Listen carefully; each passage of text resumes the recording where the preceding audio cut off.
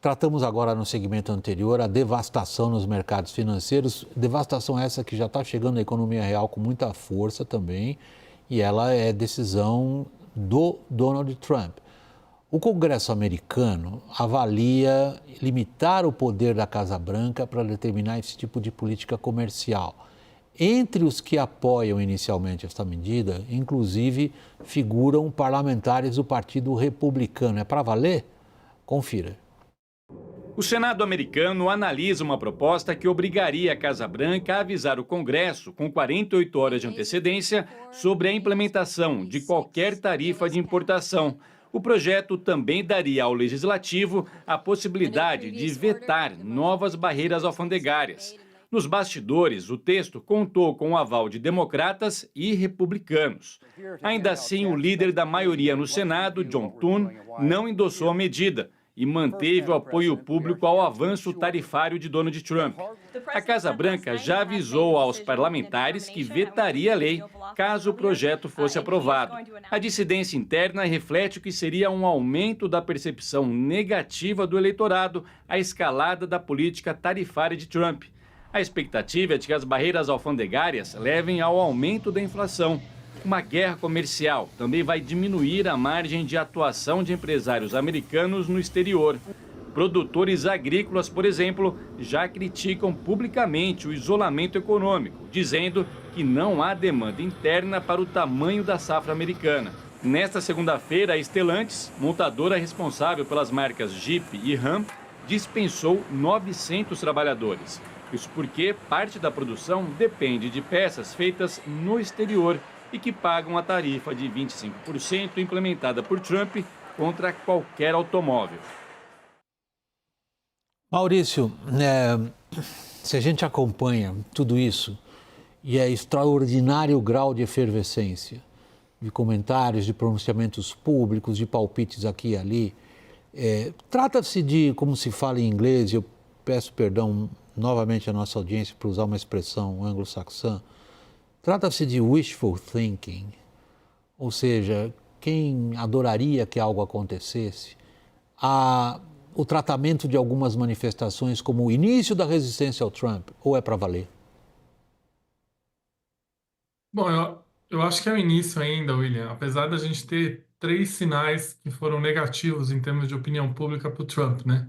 Eu acho que o primeiro sinal são os primeiros resultados da perda de popularidade. Ele começou com uma popularidade aí na casa dos 47, 48% e já está, várias pesquisas, inclusive agregadores de pesquisa aqui, já estão mostrando que ele está na casa dos 42, 43%. Ele perdeu 5, 6 pontos aí nesse período, que é bastante breve para um presidente começando o mandato, né?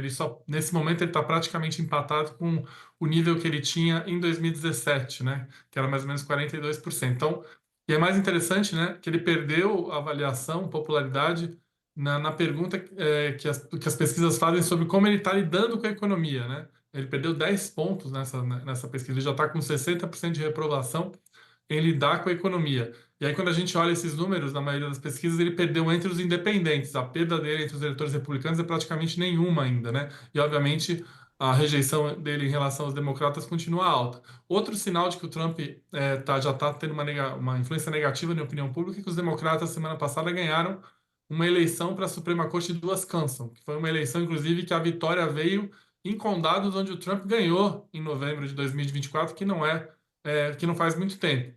E 2 eleições de Congresso que foram ganhas pelos republicanos no estado da Flórida, apesar deles terem vencido, a diferença, os democratas reduziram muito a diferença, na casa de 15 pontos percentuais em relação à diferença da vitória do Trump em novembro de 24. Ou seja, a gente já começa a ver sinalizações de perda de popularidade. Mas é importante dizer que todas as pesquisas mostram que o core de popularidade dele, né, os grupos mais duros de popularidade dele ainda não são afetados. Inclusive, esses grupos apoiam essas medidas, apesar dos economistas aqui nos Estados Unidos dizerem que esses grupos, né, que são de mais baixa renda, menos escolaridade, vão ser muito afetados aí quando, obviamente, essas tarifas se traduzirem em aumento de preços, né?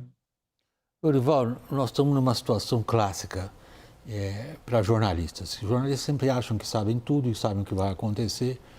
E a gente tem tratado com o que eu acho que é nosso rigor profissional, como estupidez política, o que o Trump fez.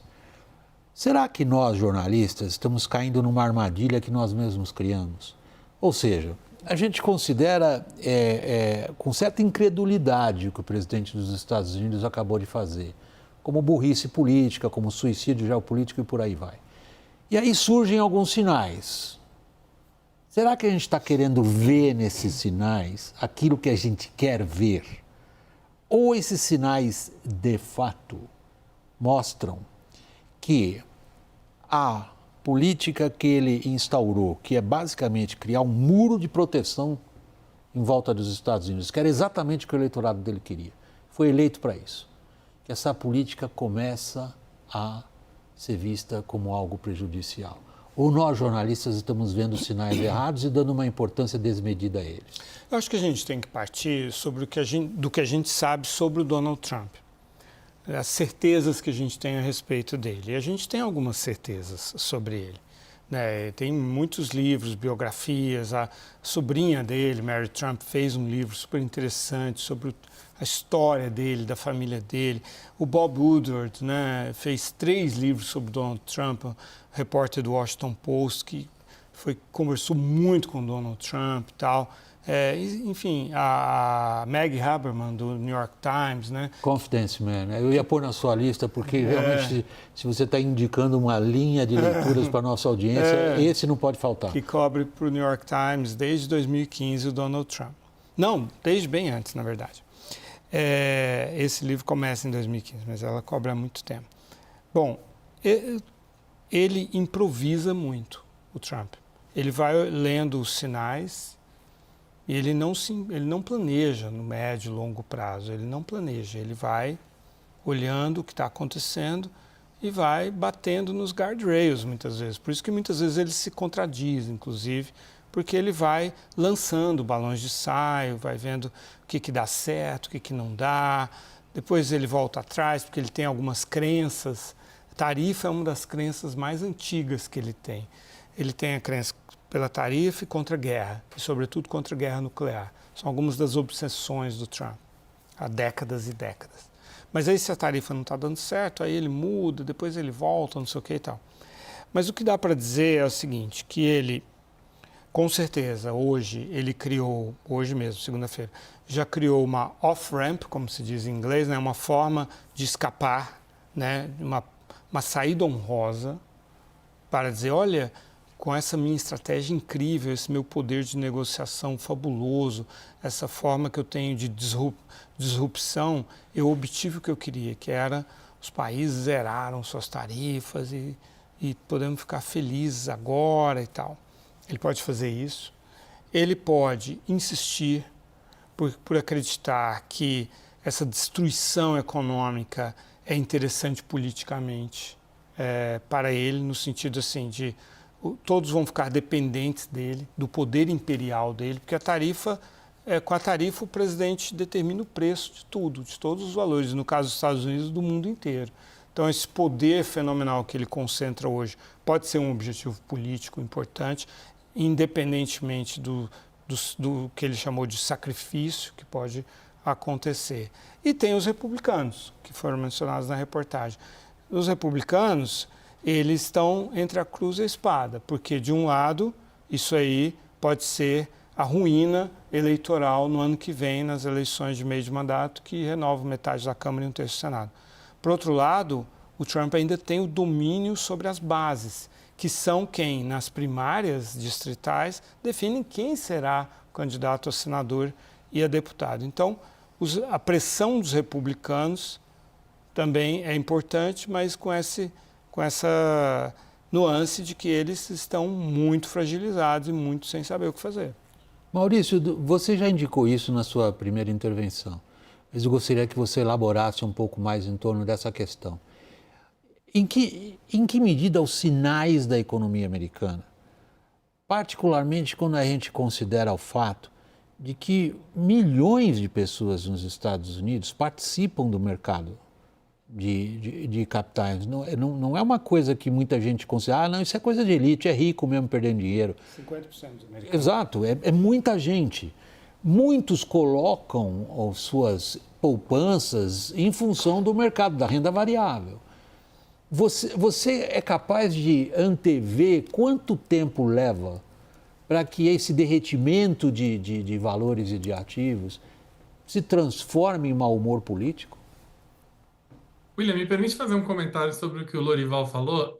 Uma das coisas que eu aprendi lendo inúmeros livros sobre o Trump, aliás, recomendo uma série de livros do Michael Wolff, que acabou de publicar um livro sobre a campanha do Trump de 24. Uma coisa, eu também já conversei com um ex-diretor de comunicação da Casa Branca chamado Anthony Scaramucci, que é um cara que conhece bastante o modo Trump de operar. E uma coisa é muito clara, tá, gente? O Trump, ele vive de manchetes, ele vive de atenção. Ele é um político que... E ele, durante 14 anos, como apresentador de um reality show, que basicamente ele aprendeu que o que gera audiência é conflito. Então, se ele vive de atenção, vive de audiência, ele é um gerador de conflito. E ele não tem muito vínculo com qualquer tipo de política, qualquer tipo de ideia. Ele muda conforme o que der mais atenção for demandado. Essa coisa das tarifas é uma coisa que gera muita atenção para ele. Não só se fala disso, como todos os chefes de Estado do mundo tentam se engajar com ele. Então, essa é a Copa do Mundo da atenção para o Trump, né? Lembrando que agora a gente não tem nenhum freio de arrumação na Casa Branca, como tinha em 17, e não tem nenhum freio de arrumação no Partido Republicano. Então, ele é a mesma pessoa, ele é a persona, só que agora ele opera livre e para buscar a atenção que ele, obviamente, que é o que move o Trump. Isso está muito claro, tá? O Trump é um cara que move de manchete. E, obviamente, a interação que ele tem com a imprensa retroalimenta isso, né? Porque só se fala dele, mesmo quando ele era oposição, muitos falavam dele. Dito isso, respondendo à tua pergunta, tem o copo meio cheio, meio vazio, né? O eleitorado core do Trump é um eleitorado de mais baixa renda, mais baixa escolaridade, com menor penetração nas bolsas de valores. Então, o grupo que tem mais poupança nas bolsas de valores já é um grupo anti-Trump, é mais escolarizado, é mais concentrado nas regiões metropolitanas, tem mais renda. Então, né, esse efeito da bolsa não vai atingir o grupo de eleitores do Trump tão cedo. O que vai atingir o grupo de eleitores do Trump vai ser o preço das coisas. E se realmente, obviamente, vai aumentar o preço, porque todo mundo sabe que tarifa é um imposto sobre os produtos e quem paga é o consumidor. Então, quando isso começar a bater nos preços do dia a dia, aí sim os mais prejudicados vão ser os eleitores do Trump. E é realmente até que ponto o Trump vai levar essa história sendo quando ele começar a ver que o grupo core dele, o grupo duro dele começar a ser afetado, porque até agora o grupo duro dele, quando a gente olha as pesquisas, está adorando o que ele está fazendo. E agora não chegou ainda o efeito no bolso. Esse efeito da Bolsa de Valores, ele existe, ele é forte nos Estados Unidos, ele é muito maior do que no Brasil, por exemplo, mas ainda é muito concentrado em eleitores de alta escolaridade, alta renda, que são essencialmente anti-Trump.